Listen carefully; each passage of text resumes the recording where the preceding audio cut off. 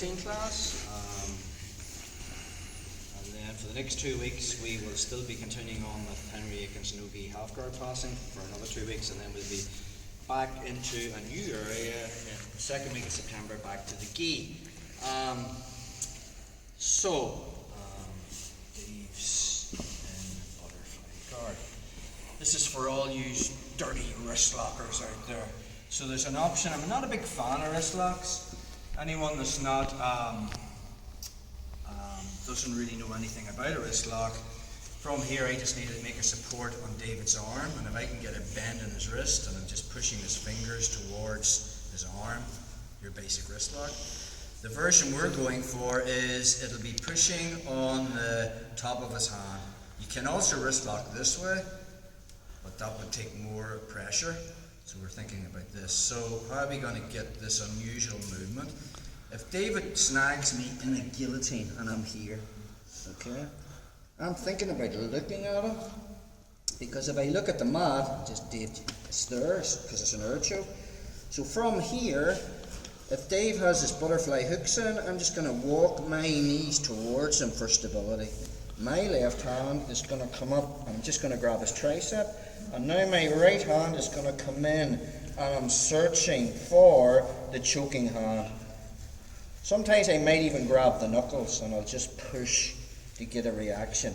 Now, a lot of people won't tap from here. Say David isn't comfortable with wrist locks and knows nothing about them. Just the shock of it when I push on, just shout tap us on. A verbal shout will be good. Notice the way when he goes for a guillotine, say my right hand is supporting the choking arm, my left hand, the support hand, will be on top, which means the wrist lock arm is underneath. You're just going to come underneath and snag that. So if he gets me in the guillotine, first thing I'm thinking about is turning my head to look at him. I'll walk my knees in a little bit close, and then my hand just basically finds his tricep, and my other hand will come in swimming. And it'll take a little bit of hand fighting here to find it, and now you just push in, just shirt top, and it's on. But what's going to happen is good players will just pull their arm out. And now I can start getting into my position again. Just turn this way.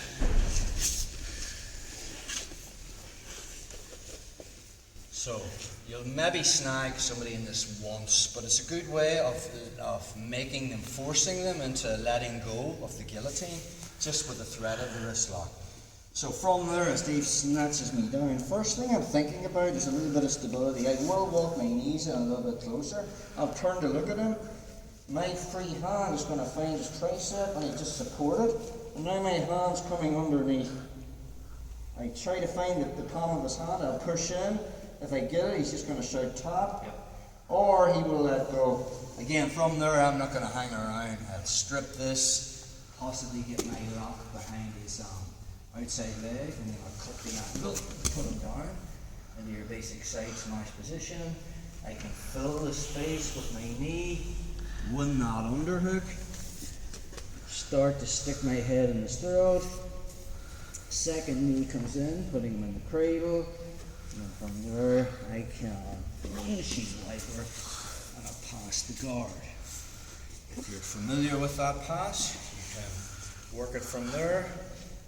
Let's just cut another angle. So whether we get the wrist lock, that's fine, but more than likely good players will let go. Okay. The minute they let go, we're going to posture up, and obviously we don't want them snapping their head down again. You'd probably be initiating your pass. Dave snaps me down. First thing I'm thinking about is walking closer to him, looking at him. Hand finds the tricep, and then I start to come in to try and find his wrist. I'm just pushing in, or he lets go. From that position now, I can get my lock behind his knee, start cutting an angle. From there, I'll win the underhook, stick my head in his throat, bring my knee in. Second knee comes in, cradle control, replace. I'm not going into detail on the pass. We've covered that at some stage before. It doesn't matter if he's got a fully locked triangle. He might just have the chin strap. So if we just take it from So maybe as David snaps down from there, notice the way I've already brought my hand in. It's a whole hand fight, but look at this in the next minute. If his hand hasn't connected with his other hand, I'm just finding it and then pushing it together. So if he's got a chin strap, you don't have to wait until he gets a fully locked triangle.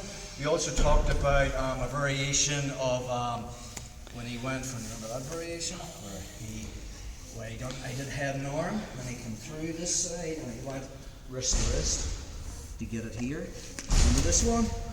Works the same. I just go for the choking arm. So say we were in the position, he cuts the angle, he snags my head and he's going wrist to wrist. I just find that top wrist and I'm pushing in. I want to get the wrist lock, but more than likely a good player is just going to pull that arm out, which means I'm posturing.